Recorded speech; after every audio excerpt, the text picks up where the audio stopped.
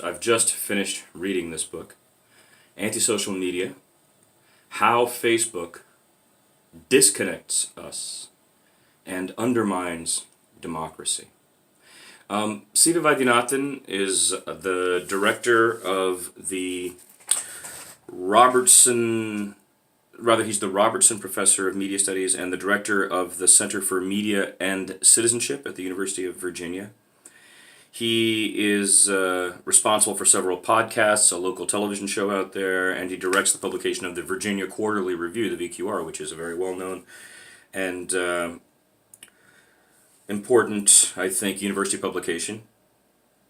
He's written several books. I believe this is his fifth, and most focus on what we're living in right now when it comes to technology. The Googleization of Everything was one of his books that came out 10 years ago. I believe it might have been his first or second.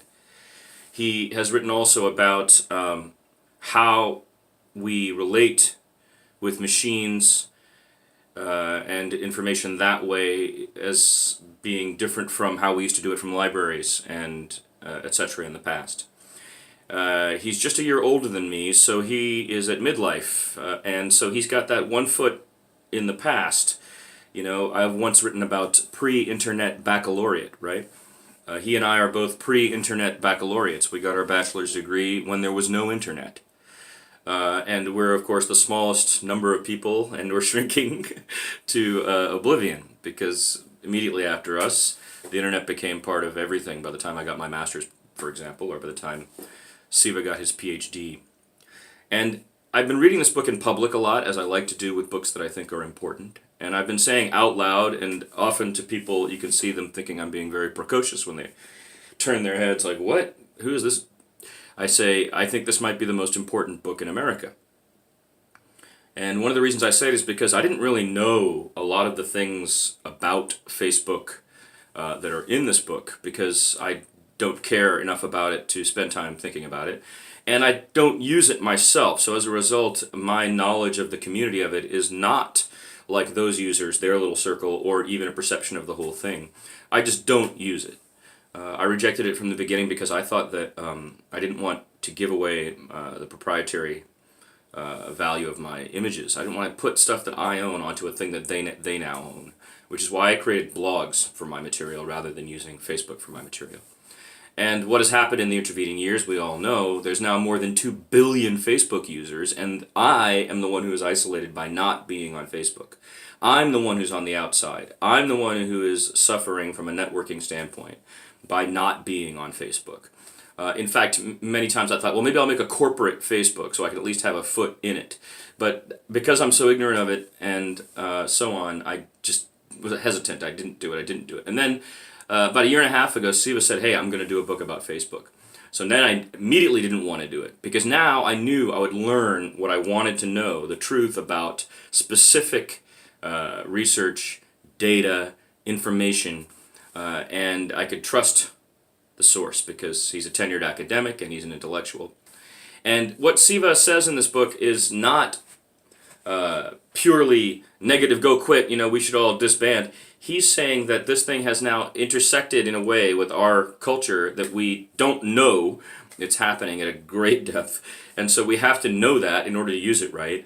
And he's saying you have to, as a user, because there's not going to be a corporate responsibility from the other side, you have to know some things to make it better and to make it a better community.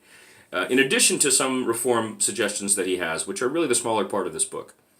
I liken this to owning something that you use every single day, right? Like every day you may use it 5-10 times. Every day. For years you might be using Facebook 5 or 10 times a day or more, 30 times a day. And then someone comes along and says, hey, the best book ever written about that has just come out. Or someone comes along and says, the only book ever written about that thing that you use 30 times a day has just come out. This book is published by Oxford, and I do recommend you buy it from them because I like being in the Oxford system, Oxford University in England, of course. And I think that if you are a user of Facebook, it's very important that you read this book. In fact, I went so far earlier as to say, If you use Facebook and you have not read this book, then your opinion about Facebook means very little to me and should mean very little to anyone else. I kind of hope that Facebook users will, this video that I'm making right now, I would like you to put it on Facebook and share it around. I'm not sharing this with you because this is a negative impression. It's sharing this with you because you're using something made by this company. If this was the 1950s and this was a book about GM, okay, that would be, or General Electric, say even, that would be interesting. Right? It's the biggest, a super powerful company that's in America, and an academic has chosen to address it from an academic standpoint and really try to understand what is going on here and analyze all the things that have been written about it. You would read that book. Well, Facebook is an incredibly huge and important American company now, and I highly recommend you go out of your way, please, to pick up a copy of Anti-Social Media by Siva Vaidyanathan this autumn, and let's all have read it by 2019, so we can have a new year in which we work on the reform of our social media together. Let's not get baited and goaded into virulent and destructive disinformation through competitive argumentation. All right? So MTK here asking you please to pick up a copy of Anti-Social Media by Siva Vaidyanathan and read it for yourself. Thank you.